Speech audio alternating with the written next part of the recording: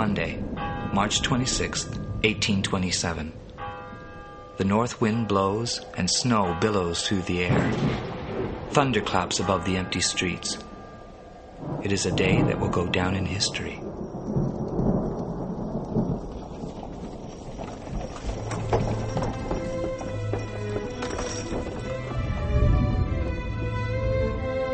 A fine gentleman stands alone in a doorway. His carriage awaits, but he does not move. He waves the carriage on. Tonight the gentleman will walk home. Like many in Vienna, his eyes are full of tears. Ludwig van Beethoven has died. 3 days later, spring had arrived. The people of Vienna flooded into the streets. They had come to pay their respects to the man who has written such beautiful music. At 3 o'clock in the afternoon, 9 priests blessed the composer's coffin, and the funeral procession left Beethoven's house. The pallbearers wore rose bouquets and white silk scarves. They walked with the coffin through the vast crowds so dense it took an hour and a half to go 1 block to the church. There, in a service lit with candles, the people of Vienna said goodbye. The schools of Vienna were let out that day. If you would look carefully, you might have spotted in the crowd a boy with a serious face. His name is Christoph, and he is my nephew. And there was a time when he came to know Mr. Beethoven well. It was not a happy time in Christoph's life. His father had died. He was only 10 years old. I was a young man myself, a student of music in Salzburg. Christoph lived in Vienna. He wrote me letters about his troubles. As you will hear, my little nephew had a lot to say.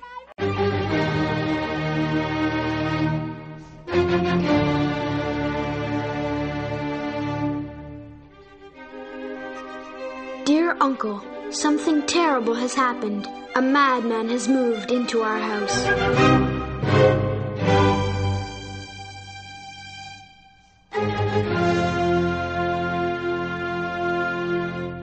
Do you remember when Father died, Mother decided to rent out his offices upstairs? Well, she has done it, and Ludwig van Beethoven has moved in. Every morning at dawn, Mr. Beethoven begins to make his dreadful noise upstairs. Loud poundings and howlings come through the floor. They are like the sounds of an injured beast. Mother says I mustn't blame him. He's deaf and can't hear the noise he makes. But he wakes up the twins and they start their crying. They cry all day.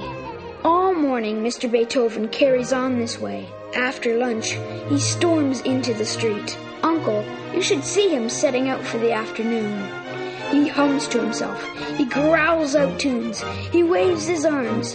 His pockets bulge with papers and pencils. The children run and call him names.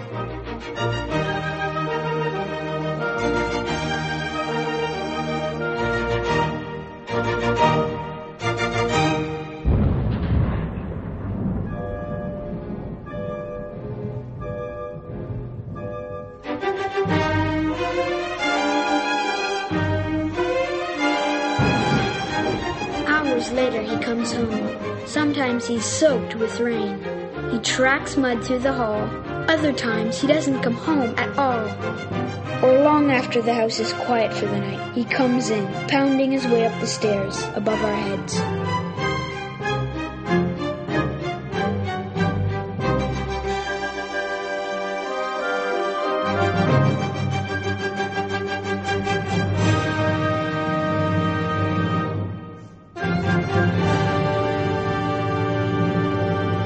Uncle, you know I have not seen you for some years, but I hope you will remember me.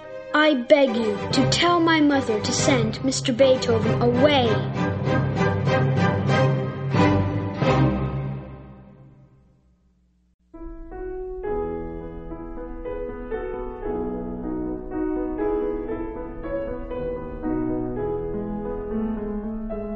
My dearest Christoph, I arrived home last night to find your letter on the table in the hall. Do I remember you? Of course I do. And I'm so sorry you're finding these months so difficult. I should tell you I have received a letter from your mother as well. As you know, she is worried about you and wants you to be happy. She assures me that Mr. Beethoven is peculiar, perhaps, but certainly not mad. Christoph, Mr. Beethoven will settle in soon, I'm sure. I know that life will be more peaceful before long.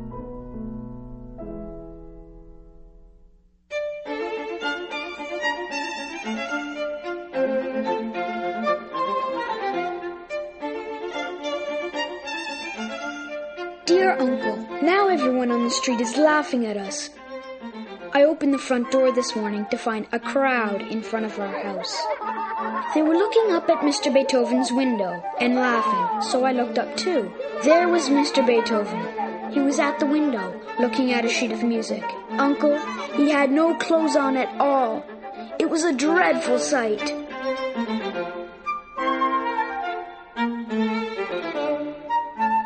Sometimes people stop outside our house thinking they will see Mr. Beethoven. But if anyone asks, I say that he has moved away.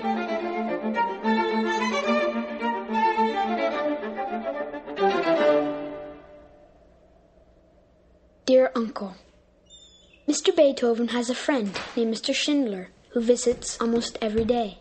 He always says, "Poor Mr. Beethoven, he is a lonely man."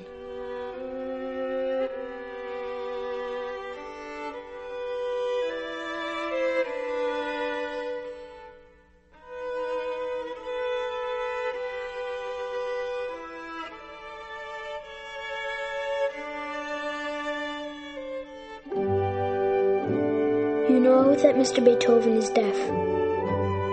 When he has visitors, they write what they want to say in a book. He reads their message and answers them out loud. He has a low and fuzzy voice.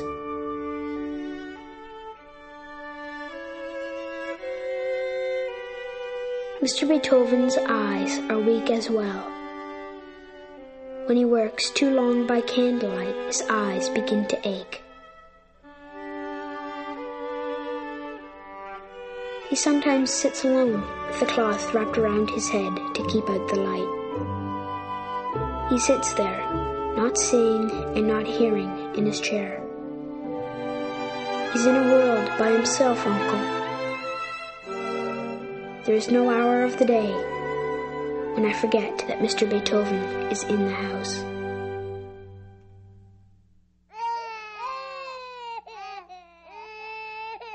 Dear Uncle, 1 week has passed since I last wrote you, but life is no calmer here. At lunchtime today, Mr. Beethoven's housekeeper came plunging downstairs. She had her hat crushed in her hand, and her face was covered with tears. Mr. Beethoven had told her she is fired. She had used a page of Mr. Beethoven's music to stuff his boots. I think of all the places in the house, I like the outside best. I can be alone there and get away from all the noise inside. But on this day, even the stray dog outside was making his pitiful voice be heard.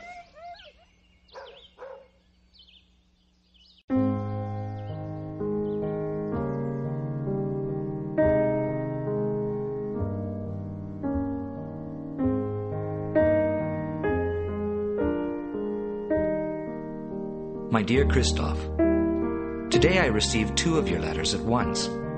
I will admit Mr. Beethoven does not seem to be an easy guest. Perhaps I can help, though, by saying that as strange as Mr. Beethoven seems, there are reasons for the way he acts. You see, all day long he is hearing his music in his head. He doesn't think, perhaps, how very strange he sometimes seems to us. We hear only his wild noises, but he's hearing beautiful music, music he will someday share with us. They say he is working on a new symphony. It will be his 9th.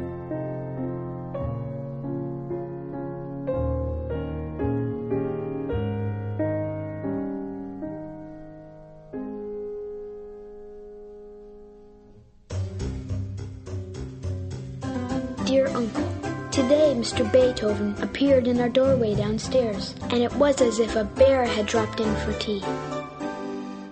He's not tall, but he's wide. He has long white hair flung around his face and shoulders. His forehead is big. His eyes are dark and shiny. He had come downstairs to fetch his new housekeeper.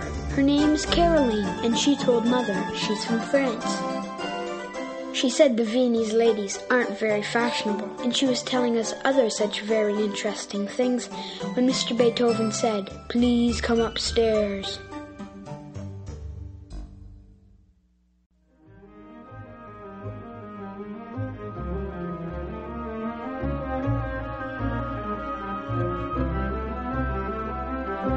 I've been thinking, if Mr. Beethoven and his housekeeper did leave, surely we could find someone nice to live upstairs. The rooms are large, and Father's patients always talked about the view of the river.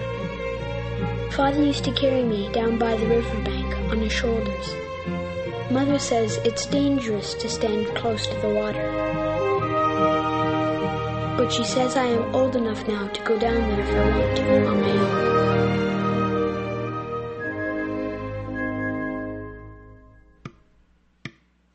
Dear Uncle, I have now seen with my own eyes that Mr. Beethoven is mad.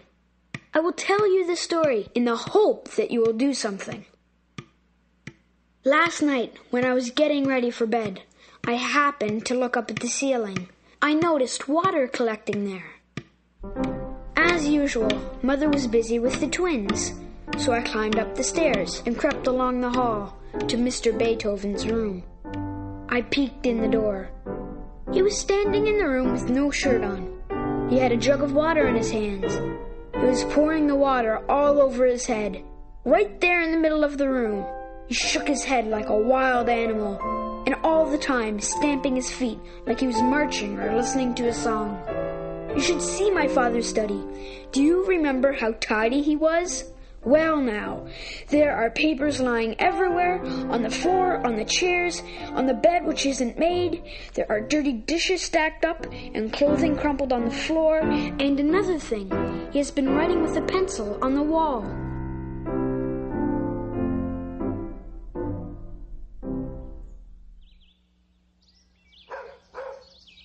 Dear Uncle, do you remember I told you once about a stray dog who was whining on the street? He is a small and spotted dog, and I have found a way to stop his crying. Today, he seemed quite pleased to share my sugar cake from lunch.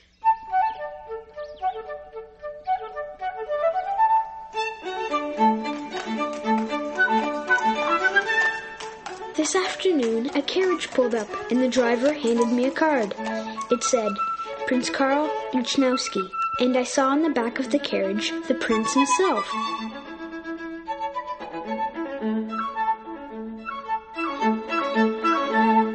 He called out to me and said, "If Mr. Beethoven's door is closed, please do not disturb him." Mr. Beethoven must be a terrible man if even a prince is afraid of him.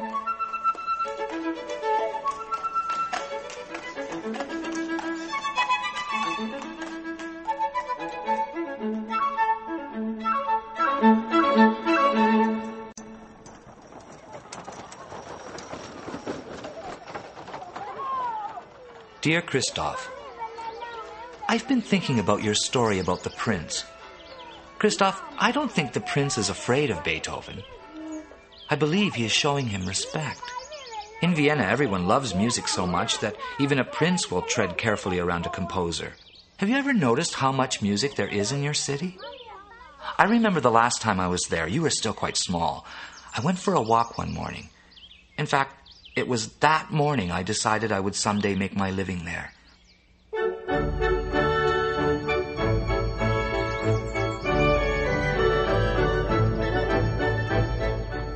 I was crossing the bridge near your house when I heard approaching from the direction I'd come a military band. I stopped to listen.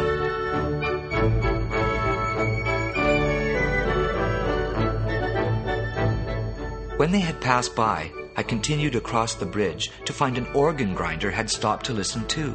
His little monkey, perched on his shoulder, leaned forward to look into his master's face.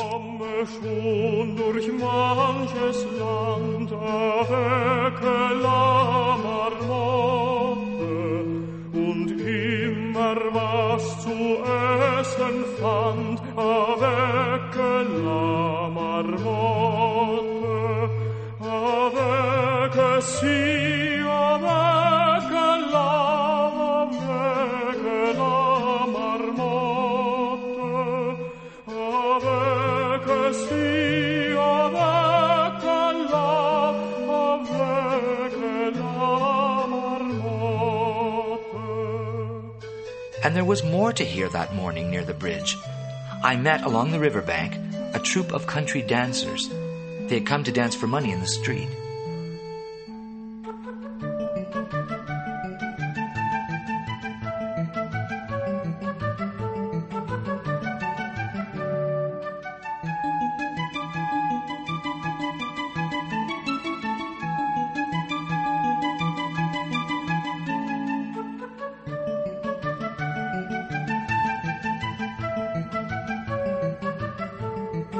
Farther on, I passed under a window and heard a little song come drifting out.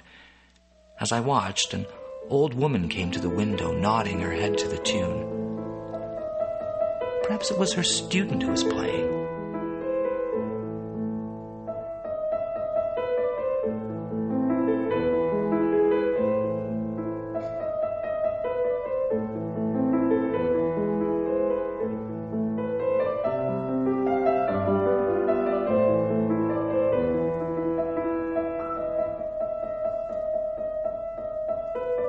And I remember a little square. I cannot tell you where it was, but I recall the sight of a small girl chasing pigeons.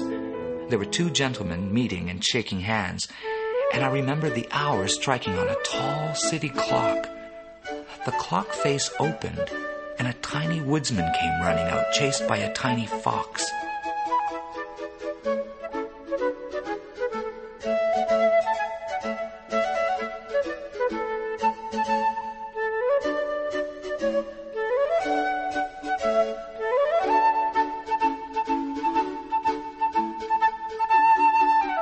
Tomorrow I am going with friends to Bonn, the city where Beethoven was born. I know I will find something to tell you about.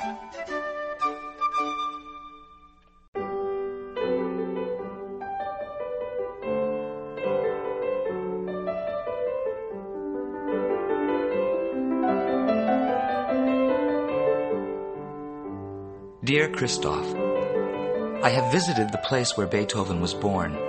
It seems that the family is well remembered there. They say that the grandfather was a musician, in charge of all the music at the palace here, and Mr. Beethoven's father was a musician too. But Christoph, Mr. Beethoven was not a happy child. People who lived nearby remember hearing music coming from the attic late at night. Beethoven's father was an unhappy man who took to drink. Sometimes at night he would come home long after dark and get his little boy out of bed. He would make him practice his piano until dawn. And so the little Beethoven would practice all night, tired and cold, and crying as he played.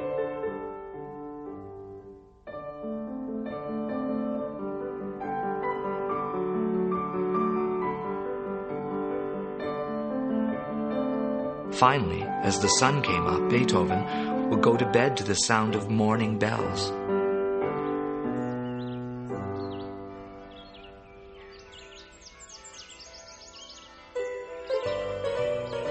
Dear Uncle, Mr. Beethoven has on his desk all sorts of bells. He has 4 ear trumpets as well, but you don't play music on them. They're to help him hear. He puts one end in his ear, and then he's supposed to talk in the other end, so he can hear you. But his nephew told me they really don't work. He came by today when Mr. Beethoven was out. He wanted his uncle to take him to The Dog of Montargis. It's a famous show right now. Its star is a dog who dances the minuet.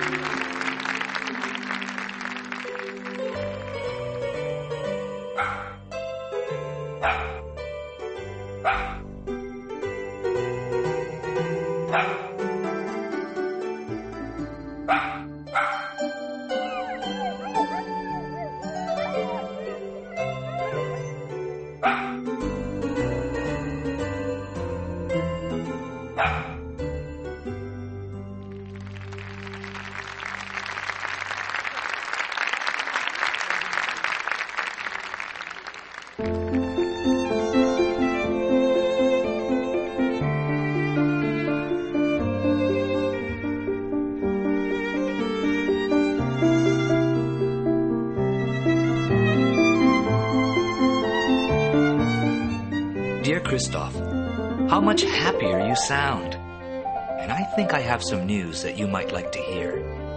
I spoke today with a man who said Mr. Beethoven sometimes moves as often as 3 times a year. He has a restless nature. So perhaps before too long you will have your wish and quieter people living up the stairs. But in the meantime, tell me, is it true, as I also heard, that Mr. Beethoven has 3 pianos in his room? Dear Uncle, no, it is not true that Mr. Beethoven has 3 pianos. He has 4, and you should see them. To begin with, his pianos have no legs. He takes the legs off to move them, and also so he can play them when he is sitting on the floor. That way, he can feel his playing through the floor. But it's surprising his pianos can be played at all. Inside, many of the strings are broken and curled up. They look like a bird's nest made of wire. And the pianos are stained black inside from the times he's knocked the inkwell with his sleeve.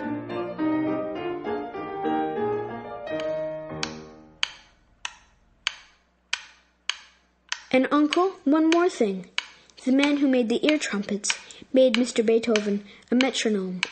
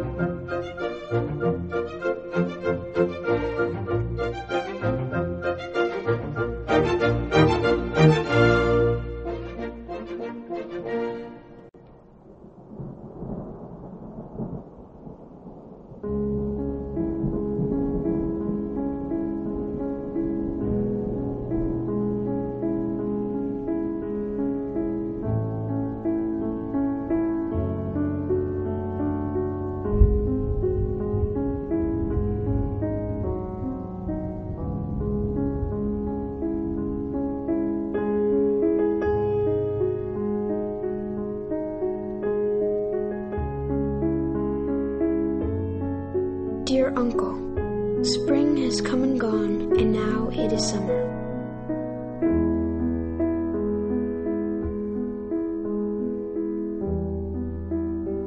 The house is quiet because Mr. Beethoven has gone to Baden.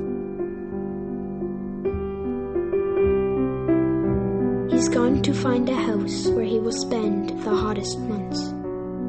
He said he will be back tomorrow before lunch.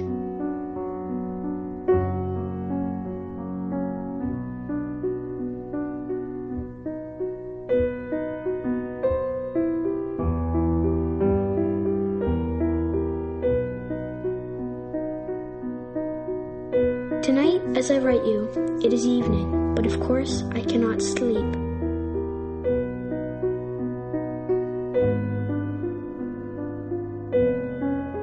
From my room, I can hear Mother playing as she used to when I was small.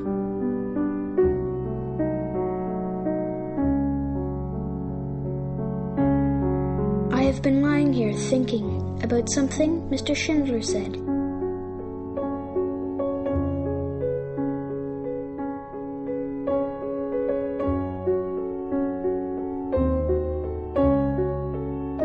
He said, Mr. Beethoven works so hard because he believes that music can change the world.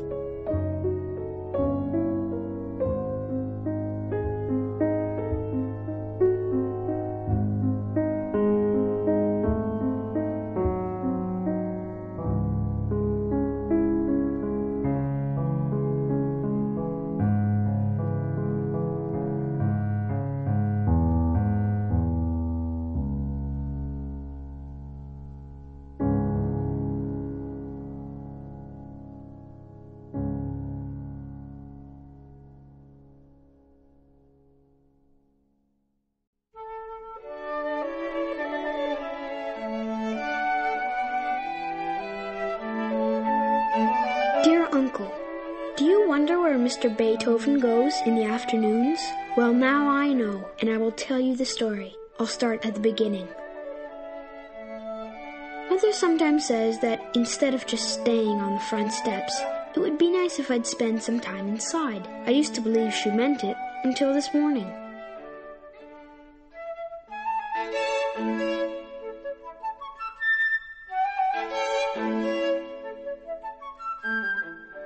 I thought of something to play with the twins. I rolled up a bit of cardboard like an ear trumpet. I put one end in little Teresa's ear. I said, "Good morning, baby!" very loud, and she started to scream. Mother said it hurt her, so I went outside again and sat in my usual place on the step. Then Mr. Schindler came downstairs. He said to me, "The master needs new pencils," and off I went to the shop. When I came back, he was gone. No one was upstairs but Mr. Beethoven, and he was writing at his desk. I stamped my feet on the floor to get his attention, and when he didn't notice, I stamped harder, until at last I was stamping as hard as I could, and then suddenly he turned around and saw me. He looked surprised to see me. Then he started to laugh. He said, "Why, it's the little gatekeeper. When he laughs, he sounds like a lion." So he took me with him on his walk. We walked outside Vienna and into the tall woods, and then past the woods and into the fields. We stopped by a little brook.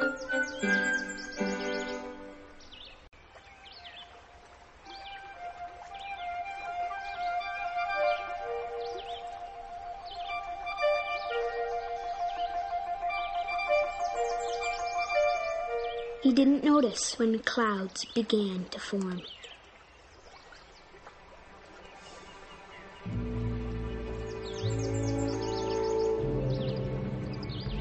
The birds flew in circles above us. The wind pulled out our coats. The sky got very black. We stood beneath a tree and watched the storm.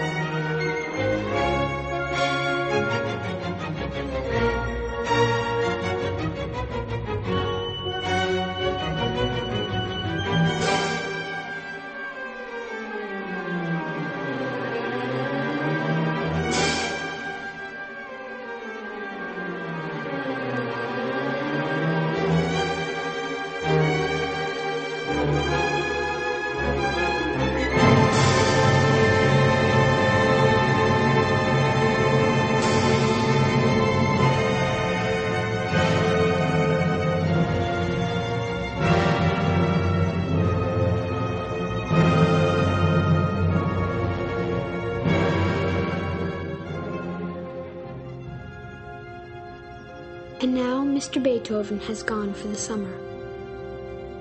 He will finish his symphony, then he will come back.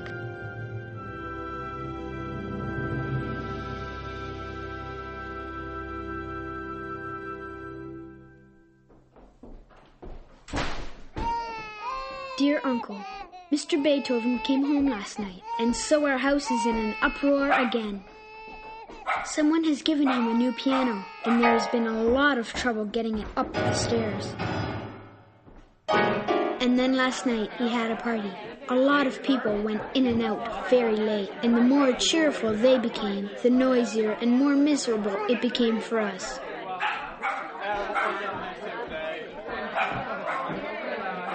Finally, it was impossible to sleep. Upstairs they were excited about the symphony. I could hear two ladies and remembered I'd seen them laughing on the stairs. They are called sopranos because they are singers who can sing very high. They were singing Italian songs.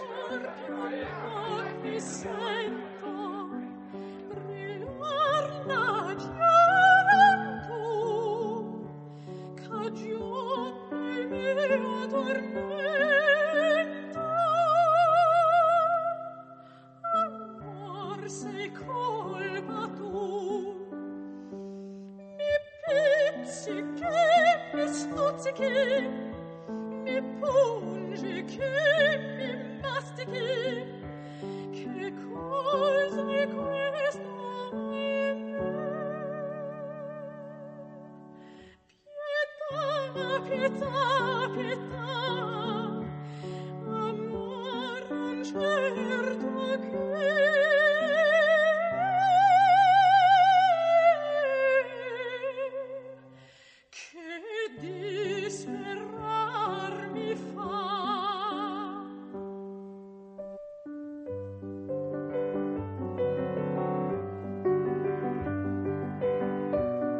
When they were finished singing, we heard the song another way.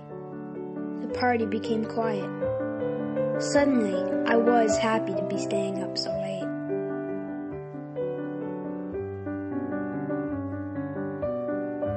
Mother let me listen, standing in my pajamas in the hall.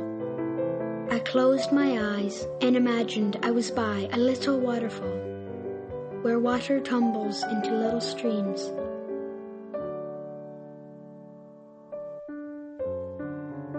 Dear Christoph, now that Mr. Beethoven is deaf, of course, he plays the piano with the bumps and crashes you hear downstairs all day.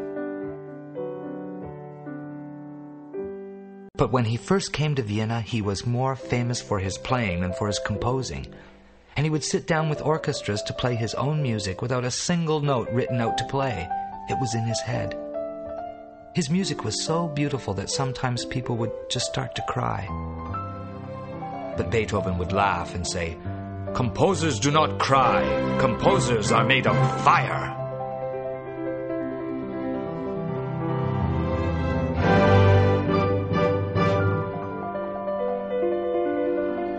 Mr. Beethoven was not gentle with the wealthy people of Vienna, who did everything they could to please him.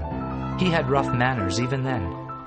He would turn down their invitations, dress carelessly to visit. He would come late for their dinners. Sometimes he would be very angry if he were asked to play. One grand lady got down on her knees one evening and begged Mr. Beethoven to play. Mr. Beethoven didn't even stand up from his chair to refuse her. She pleaded, he refused. She pleaded, he refused. Perhaps they grew used to his tantrums. There is another story. One night when the prince teased him for not playing, Beethoven flew into a rage. He said, "There are many princes, but there is only one Beethoven."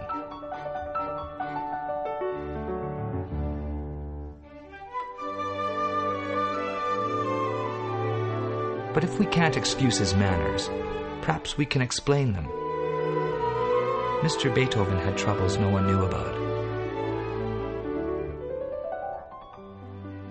There is a story people tell. One afternoon, when Beethoven was out walking in the woods with a friend, a shepherd was playing a flute nearby. Beethoven's friend said, "Listen and stop to hear the flute." Beethoven heard nothing.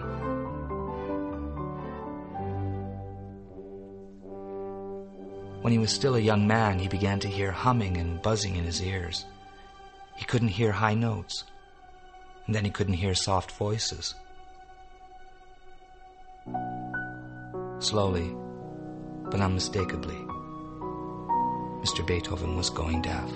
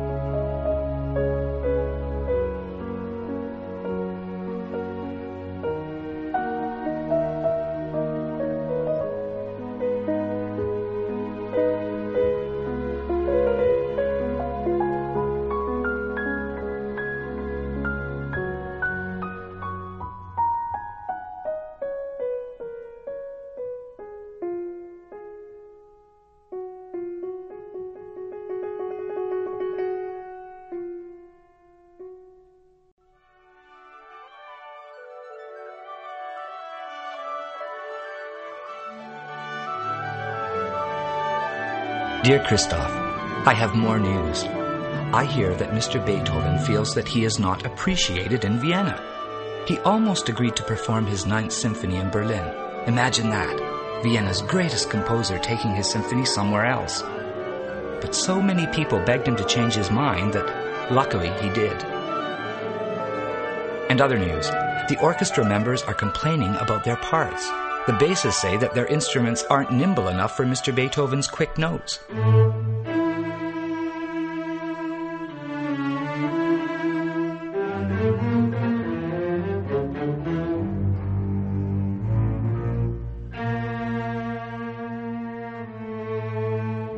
The sopranos say their notes are just too high.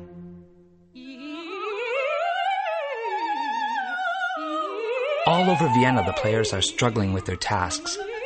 Mr. Beethoven will conduct with another conductor, one who can hear, conducting beside him. And amid these great events, little gatekeeper, how is life at home? Do your twin sisters still torment you with their terrible shouts? And is there, as I have heard from your mother, a steady stream of great musicians up and down your stairs? How I wish I could be there. And most important, will my nephew still remember his doting uncle when his uncle comes to visit soon? Dear Uncle, I wish that you could visit right away. Mother says you would enjoy the goings-on. Caroline says whenever the sopranos come up the stairs, Mr. Beethoven rushes like a schoolboy to change his coat. He won't let her make the coffee for them. It must be perfect, with exactly 60 beans for every cup. He counts the beans himself. But now, good news! Today I was standing on the upstairs landing when my favorite soprano came by to get tickets for the concert. At least she is now my favorite. After she had written her request in Mr. Beethoven's book, she wrote another one and then handed him the book and winked at me. He read her words and said, "Certainly, the boy and his mother will have tickets as well. And so Mother and I will be going to the symphony." We went upstairs to thank him. I wrote, "Thank you," as neatly as I could. Uncle, I hope you will like the sound of screaming, because you will hear some when you visit. The twins are teething, and if they are no longer teething, they will have thought of something else.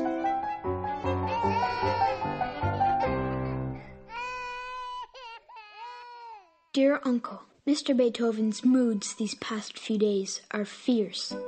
Caroline, his housekeeper, is going to leave to marry the baker next door. She told Mr. Beethoven tonight, and he became very angry because the symphony is just 2 weeks away. He picked up an egg and threw it at her. She told Mother he'll be lucky if the baker doesn't come over and finish him off. Then Mr. Schindler came rushing down the stairs like a scalded cat. The new coat they ordered for Mr. Beethoven won't be ready for the concert in time. He tried to talk to Mr. Beethoven about it, but Mr. Schindler said the master is in no mood for details.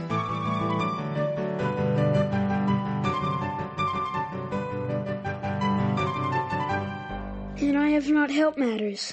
Today I was in his room, and by mistake I brushed some papers on his desk.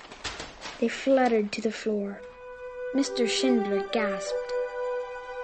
Mr. Beethoven had spent the morning putting them in order.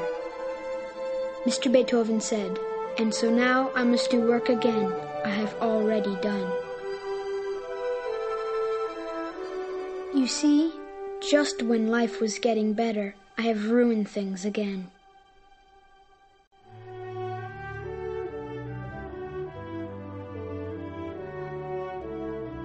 Dear Christoph, I've read your letter several times. Mr. Beethoven is famous for his temper, but his moods are not your fault. Try to imagine how frustrating his life must be. Imagine how lonely to hear no voices. Imagine hearing no birds sing, no wind in the trees, no pealing of bells. Imagine he hears no music, not even his own. So, Mr. Beethoven has a great temper. How could he not? But if you listen to his music, you will hear that his heart is great as well, too great to be angry for long at an innocent boy. Dear Uncle, Mr. Beethoven has forgotten the incident with the papers. He squeezed my shoulder in a friendly way when he passed me in the hall this afternoon. Now the house is quiet, and I am alone. I'm writing by candlelight in my room. The concert is tomorrow night, and so, of course, I cannot sleep. I think of Mr. Beethoven alone upstairs. I have not heard him stir for quite some time. I wonder what he's thinking about. Perhaps he is hearing something beautiful in his head.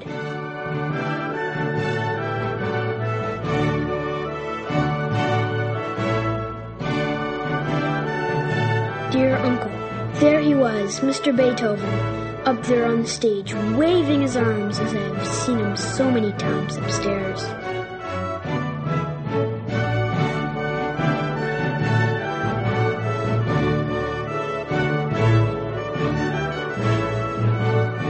And there were the singers. I had seen them so many times too, tramping up and down their stairs. But they were so beautiful now, up there in the light of the stage.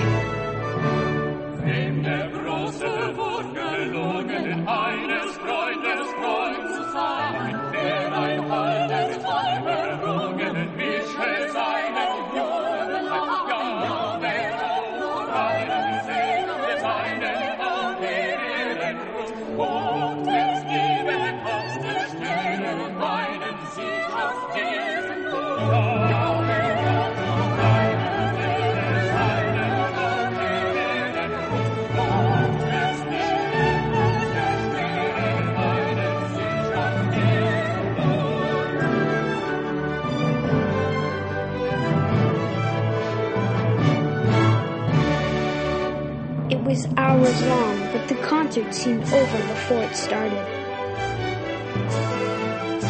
To think that he had heard this in his head.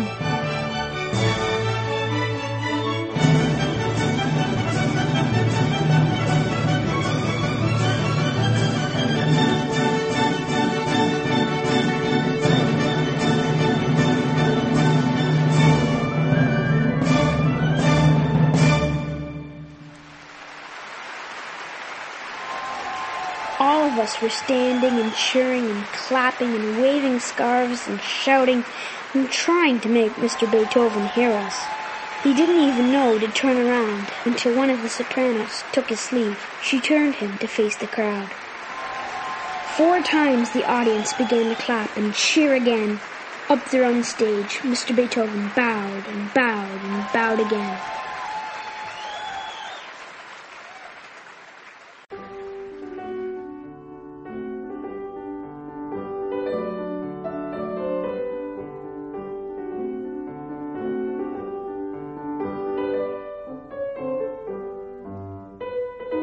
Dear Uncle, as you know, Mr. Beethoven moved away soon after your visit, but I have seen him again and thought you might like to hear about it.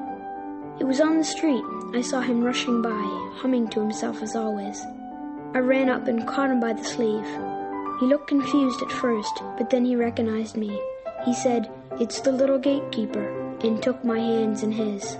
I took the book and asked if he were well. He had hoped he would be healthier, living away from the river. I told him that when I grow up, I'm going to be a doctor like my father and make him better then. He asked about Mother and the twins, and he was glad to hear Mother is teaching piano again. And then I took the book and told him that we miss him very much. He read my message, and he didn't say anything at first. He squeezed my hand and looked down at the ground.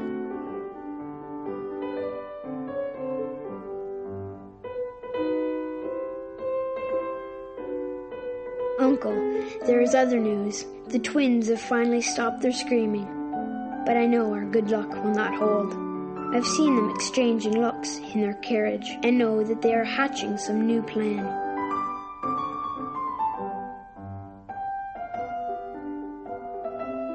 But Uncle, best of all, Mother has agreed to let me keep the spotted dog. I have named him Metronome because of his wagging tail.